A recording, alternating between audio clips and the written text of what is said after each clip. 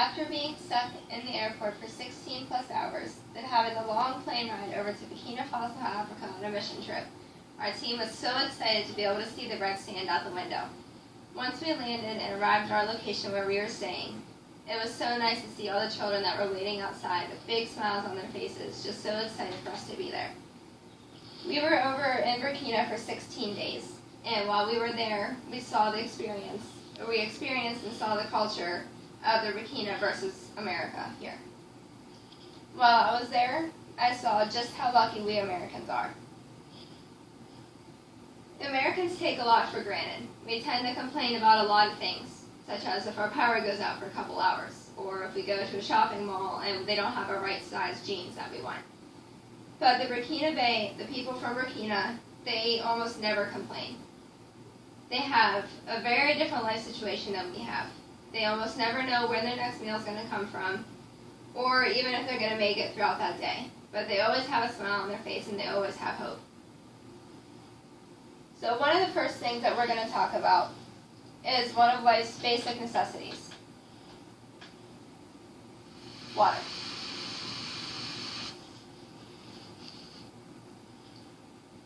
So here I have 2 bottles of water. In America, we have all these different options of water we can drink. We can take water out of a tap, or we can have this bottle of water, or we can have a fancier bottle of water. We have all these different options. But according to the Million Lack Safe Water website, 345 million people do not have clean water to drink. That's just in Africa alone. When over here, we have all these different choices that we can buy. For example, this was a lake that we were at, and there'll be people who will come with buckets to try and scoop water out, and that will be their water for the day. That 345 million, according to the World Factbook, is a higher number than the population of America. So now let's talk about something else. If we talk about music, both cultures have an appreciation for music, but how it's shown is completely different. The American way. We tend to have these big concerts. We'll have all these big flashing lights, and all these people will come and gather in one place with all the screaming and posters and buying t-shirts and the whole experience that comes with that. Or we have all these different music award shows to try and award our musical artists to show the appreciation that we have for them. But in Burkina, music means something completely different to them. According to our Africa website on Burkina Faso, music is also an essential part of the country's culture, and many people learn to play an instrument. While I was there, I saw this firsthand, and I even tried learning how to play an instrument. Here is one of the locals teaching my friend and I to play the drums that they always play, and it did not work out very well. While we were at a church service, there was a group of drummers that came, and they were playing these drums for us, and the sounds that they made, it was absolutely amazing. Here's a picture of a village that we went to. In almost every village that we went, the women and children would all be standing around, almost in a horseshoe shape, clapping their hands or playing any kind of instrument that they had, singing to us, just so excited for us to be there, and using music as a way to welcome us to their village. Now, if we talk about one more thing, values. The American values. Here in America, people tend to put a lot of values on things such as money, or houses that we live in, or what clothes we're buying. And with the money, people will try to show that a lot. They'll show how much money that they have with different things that they buy or different things they're wearing. For example, this car here. This car cost almost $1 million. Now, there's no reason, at least in my mind, that anybody needs to drive a car that costs almost $1 million. But there is people out there who buy this just because they have the means to do it and they want to show that to everybody who's around them.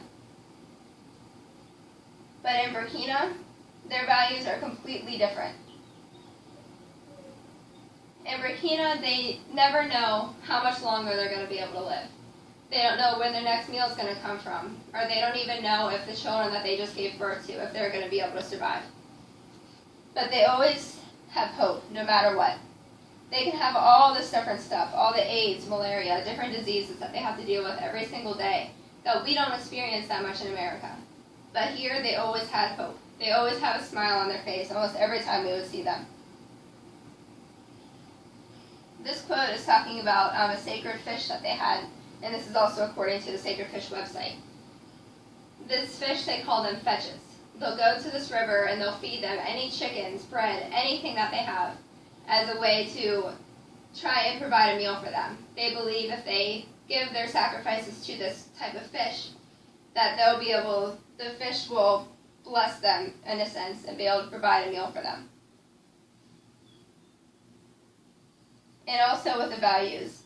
In Burkina, the probability of dying between the ages of 15 and 60 years old, the amount of people who normally do for males is 301, and for females is 259. Now that's according to the World Health Organization. So with these numbers in our heads, we don't have to experience this every day. But here, they always have to experience that they have a chance of dying. They have a chance of not making it through another day. But they still always have hope, and they still always have a smile on their face. This is one of the villages that we were at, and this is our whole group. Now the women of the group asked us how many women we had coming before we arrived. And with whatever little means that they had, they wanted us to be able to give us a gift to welcome us. So here you can see on some of the girls in this picture that we all have these skirts on. They're all different patterns, and when we arrived, they called all of the girls up, and they personally wrapped these skirts around us, tied them to our waist, as a way to be able to show how much they appreciated us just to be there. So these are just a few topics that made me see just how lucky we Americans are, and I hope that this has showed you just the same way that I felt too. Here's a few more pictures. This is one of the villages. The poorest village that we went to is called the Bush. Now this girl here, she didn't eat for 2 days before we saw her, but she still had a smile on her face every single time. So next time we have a $40 steak dinner at a restaurant, hopefully that we'll keep in mind the Burkina people, that they never know when their next meal is going to come from. Thank you.